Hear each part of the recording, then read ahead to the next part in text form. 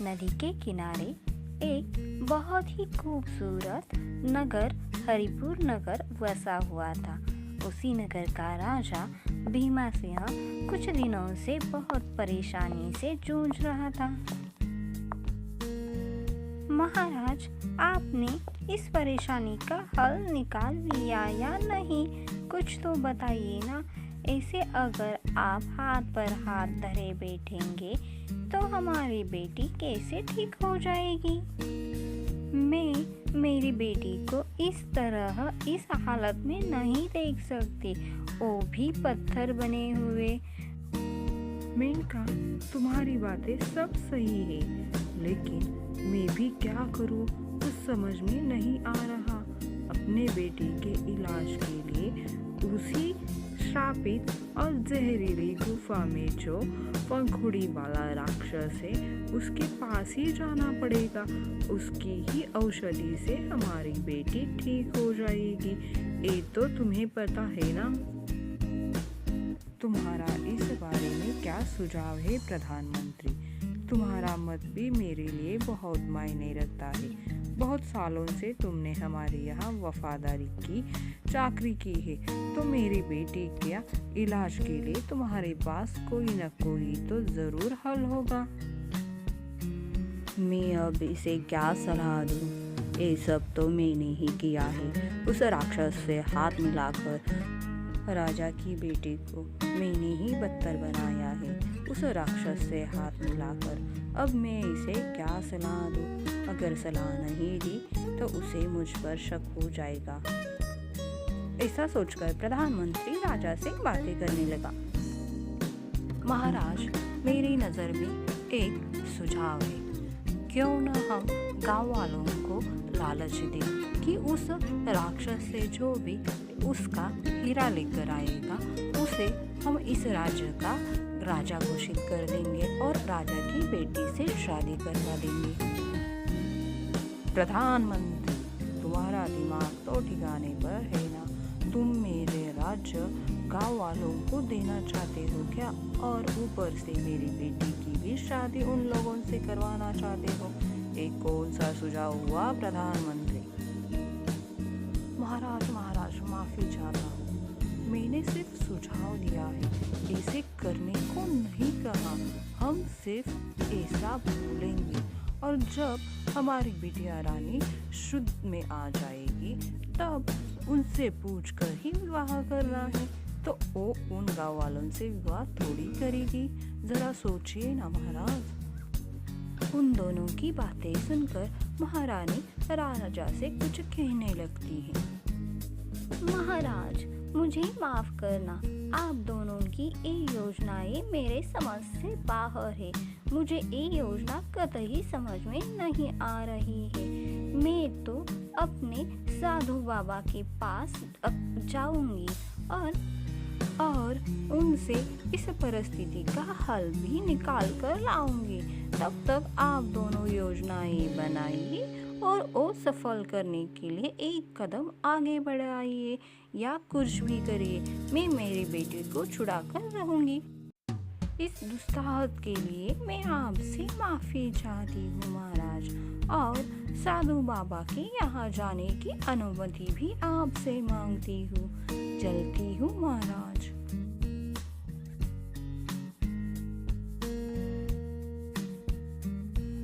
मनोहर राजा का प्रधानमंत्री सारे गाँव वालों को एकत्रित ढोल ताशा बजाकर बुलाता है। सुनो सुनो सुनो, सारे गांव वाले सुनो। राजा ने एक बहुत बड़ा निर्णय लिया है जो मैं आज आपको सुनाने वाला हूँ। ध्यान से और गौर से सुनो। सुनो सुनो सुनो। आप सब लोगों को तो पता है ना, राजा की बेटी कुछ दिनों से पत्थर बनी हुई है। जो भी राजा की बेटी को छुड़ाएगा उसे राजा अपनी सारी वसीयत नाम करके अपनी बेटी की शादी करवा देगा। जो कोई भी इस गांव में बहादुर है वो उस जहरीली गुफा में जो पंखुड़ी राक्षस होता है उससे वो हीरा लेकर आएगा उसी को राजा अपनी बेटी दे देगा। सुनो सुनो सुनो, ये सारी बातें गाँव वालों याद रखना और झट से अपने काम पर लग जाना। जिस किसी को भी अपनी किस्मत चमकानी हो वो उस गुफा में जाकर पत्थर लेकर आएगा। प्रधानमंत्री की बातें सुनकर उसी गांव का एक आदमी उस गुफा में देखने के लिए चला गया। यहाँ पंखुड़ी राक्षस चांद की रोशनी में बैठा हुआ है। तभी उसकी बीवी खाना लेकर उसके लिए आती है। मोहिनी, आज इतना बड़ा स्वाद कैसे आ रहा है? लगता है तुम्हें कोई मनुष्य मिल गया, इसलिए इसे खाने से मनुष्य के मांस की बास आ रही है। क्या सच में तुमने मनुष्य का मांस बनाया है क्या मेरे लिए आज खाने में? लगता है आज कोई मनुष्य आया है मेरे गुफा के बाहर। इस मनुष्यों को अपने जान की परवाह नहीं है बिल्कुल, इसलिए तो मेरे गुफा के बाहर हर वक्त आते हैं और मेरे पति का शिकार बन जाते हैं। नहीं नहीं, आप मनुष्य के बारे में हर वक्त सोचते हैं, इसलिए आपको मनुष्य के पास की खुशबू आ रही है, लेकिन मैंने मनुष्य का मांस नहीं बनाया। चले खाना खाइए जल्दी।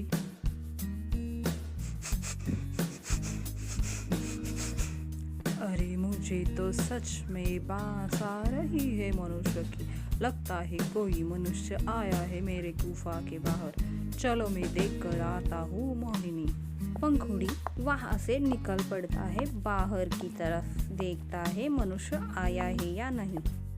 अरे आज फिर एक बार लगता है मेरे पति मनुष्य की शिकार करेंगे। कितनी बार इन मनुष्यों को मैंने कहा कि मेरे गुफा के आसपास भी नजर मत आना, मेरे पति से बचकर नहीं जाएंगे, लेकिन ए बुद्धू मनुष्य अपनी बात अपने दिमाग पर डालते ही नहीं। चलो गया, आज एक मनुष्य भी गया। भगत गुफा के अंदर झांक कर देख रहा था राक्षस गुफा के अंदर है या नहीं। तभी पंखुड़ी उसके पीछे आकर खड़ा रह जाता है। राक्षस अपने हाथों से भगत को इशारा करके पीछे मुड़ने के लिए कहता है, लेकिन भगत अपने धुन में ही था, अंदर झांके जा रहा था। तभी अब अचानक वो पीछे मुड़कर देखता है तो उसके पसीने ही छूट जाते हैं। ए बेवकूफ मनुष्य, ये भी नहीं जानते पंखुड़ी सूंघकर ही मनुष्य को अपने पास बुलाता है और मनुष्य की खुशबू से ही वो उसके पास चला आता है। बेवकूफ मनुष्य, आज तुम मेरे शिकार बनने के लिए आ गए। कितने दिनों के बाद आज पेट भर कर मैं खाना खाऊंगा। मैं आपके आगे हाथ जोड़ता हूँ, मुझे माफ करना, प्लीज मुझे माफ करना, मुझे खाना मत, प्लीज मुझे खाना मत। आप तो राक्षसी बहन, कहिए ना आपके पति को, प्लीज मुझे खाना मत। तभी पंखुड़ी राक्षस पीछे मुड़कर देखता है और वहां से भगत भागकर अपने घर की ओर निकल जाता है। पंखुड़ी भी उसके पीछे पीछे भगत के जाता है, लेकिन भगत उसके हाथ में नहीं आता। भगत अपने मंडली के यहाँ आकर वहाँ घटी हुई सारी हकीकत अपने दोस्तों को बताता है। अरे क्या बताऊँ आप लोगों को, मैंने प्रधानमंत्री की बात सुनकर लालच में आकर गुफा के बाहर जाकर पंखुड़ी का इंतजार किया। मुझे लगा मैं उस राक्षस से हीरा लेकर आऊंगा, लेकिन आपको क्या बताओ, उस राक्षस को मनुष्य के पास जल्दी आती है और सुनकर मनुष्य के पास चला आता है। मैं देख ही रहा था, तभी वो पीछे आकर खड़ा रह गया और वो मुझे खाने ही वाला था। तभी अपनी चतुराई से मैं वहाँ से भाग कर आ गया। उस हीरे को लाना इतना आसान नहीं दोस्तों। राजा की गद्दी पाना और राज करना हमारा तो कब से ख्वाब था। तुम तो जानते हो ना भगत, हमने चारों ने मिलकर राजा को उस गद्दी से हटाने की कितनी बार कोशिश की। उनकी बातें चल ही रही थी, तभी चिंटू उन लोगों के सामने से चलकर चला जाता है। अरे ओ चिंटू, अरे चिंटू, इधर तो आओ जरा, मैं तुम्हें साधु बाबा बुला रहा हूँ, मेरे पास तो चल कर आओ, मुझे तुमसे कुछ काम है। और चिंटू साधु के पास चला जाता है। वो कोई साधु नहीं, साधु के भेष में हरी डॉन था और वो चिंटू से बातें करने लगा। क्या हुआ साधु बाबा, आपने मुझे क्यों बुलाया?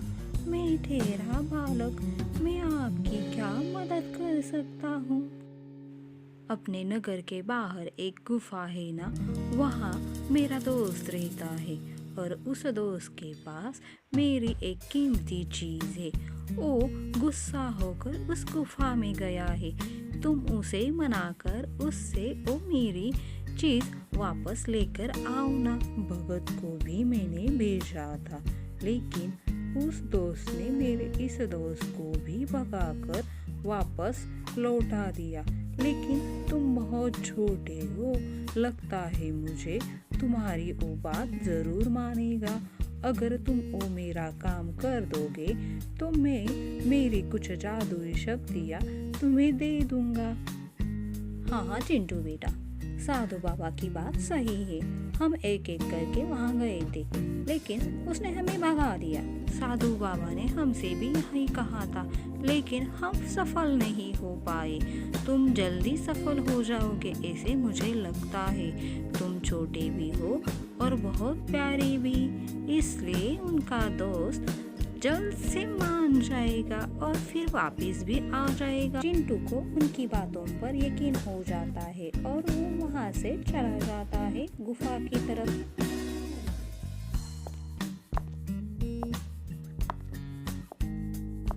गुफा में पहुँचते ही चिंटू इधर उधर देखता है, लेकिन उसे वहाँ कोई नहीं दिखाई देता।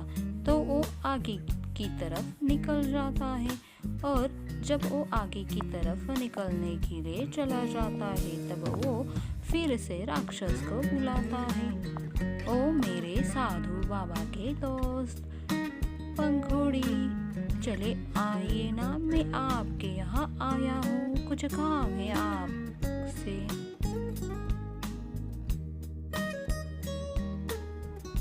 आप कितने अच्छे हो और कितने बड़े भी हो, आपका ये शरीर कितना प्यारा दिख रहा है मुझे।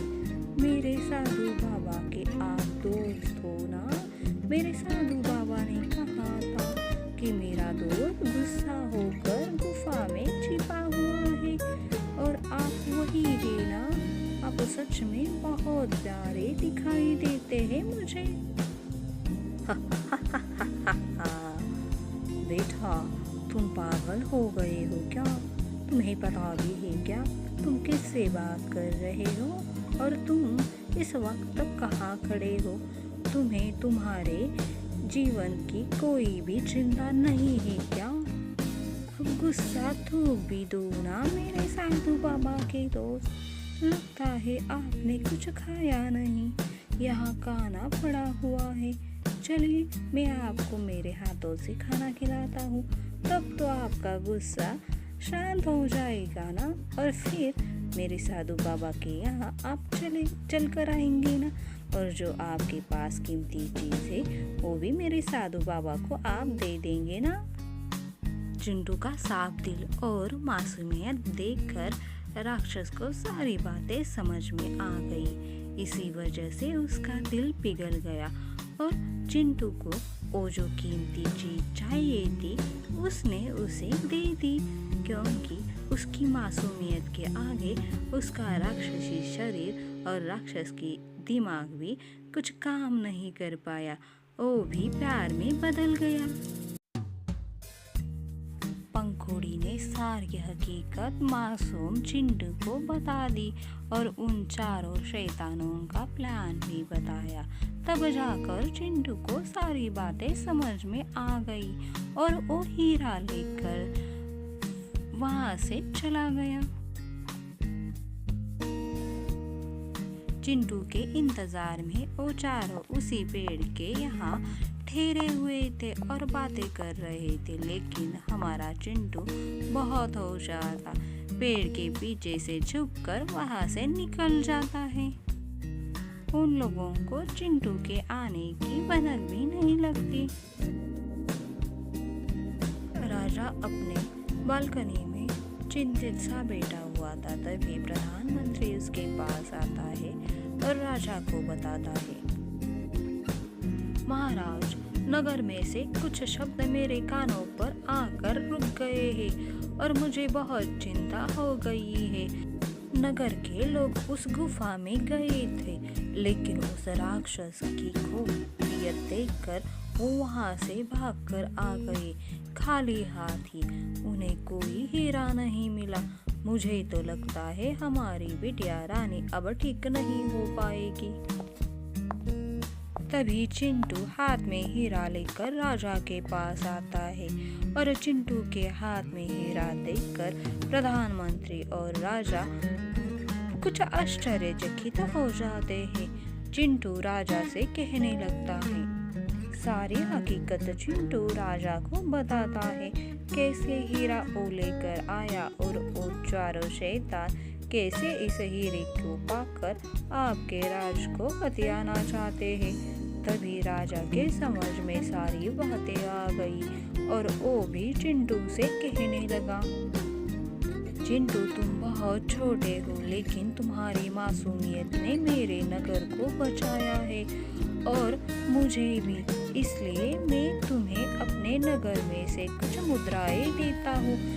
तुम अभी बहुत छोटे हो, वरना मैं तुम्हारी शादी मेरी बेटी से जरूर कर दूंगा। ऐसा वर पाकर मेरी बेटी खुश हो जाती और यहाँ कहानी खत्म हो जाती है। चिंटू को उसकी मासूमियत का फल मिलता है और उन चारों को भी उनकी शैतानी का, और उसी हीरे से राजा की बेटी भी ठीक हो जाती है। धन्यवाद दोस्तों।